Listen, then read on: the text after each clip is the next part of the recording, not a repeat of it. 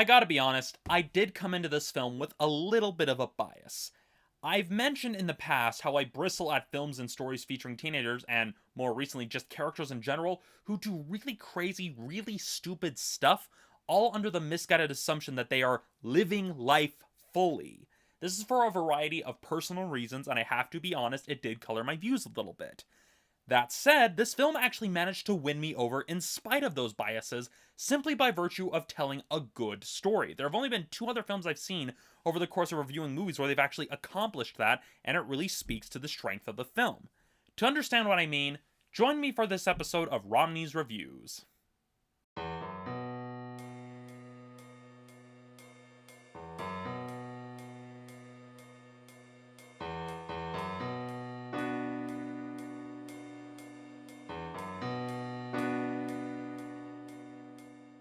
The film starts out pretty strongly as it finds a creative way to introduce our main character and highlight her key personality traits and her overarching moral dilemma all within the first minute of the film. From the get-go, you immediately understand what kind of character she is and how she relates to the people around her, all without the film resorting to some huge exposition dump. It's especially important because it helps set the stage and gives us the proper motivation as to why she actually decides to take part in Nerve in the first place.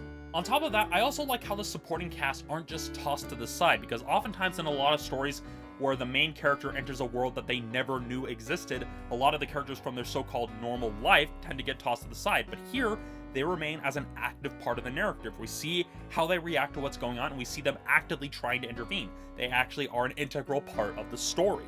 Another thing I liked is that the characters themselves didn't get reduced to a bunch of annoying stereotypes. They actually had depth, they actually had layers to their personalities, they actually had clear motivations, they actually had a reason to be in this story. And even when it comes to the cleverness of the main character, it avoids the problems that are often attached to a lot of Mary Sue characters by actually having that cleverness be an extension of her personality. You actually see kind of her thought process of how she, as herself, arrives at those conclusions. And as a nice layer of icing on top of everything, I actually like that for a film and story that uses the internet as a key integral part of its narrative, it actually understands how the internet actually works, unlike so many other films that I've seen that tried this same sort of idea. I mean, one, it actually explains how Nerve works in a way that makes sense and actually would function in a realistic context, and even works along the same lines of how real ARG or altered reality games actually work in real life. And I also like how they use the dark web not as a deus ex machina and not as some weird evil no man's land that people would be terrified of because they don't know what it is. It acknowledges that it's simply a hidden network that only the tech savvy can actually access. As for the film's visual style, oddly enough, I found myself reminded of anime series like C, The Soul and Possibility of Money, Fractal, and to a lesser extent, Eden of the East. I mention this because the film employs these visual stylings that kind of show the lines between the internet and the real world kind of starting to blur, and that actually adds to the aesthetic of the film because while it is on a smaller scale and a smaller budget, it creates something that's actually visually unique. In a world where the average person is inundated with so much information every single second, it's nice to see a film that actually reflects that reality without being utterly patronizing.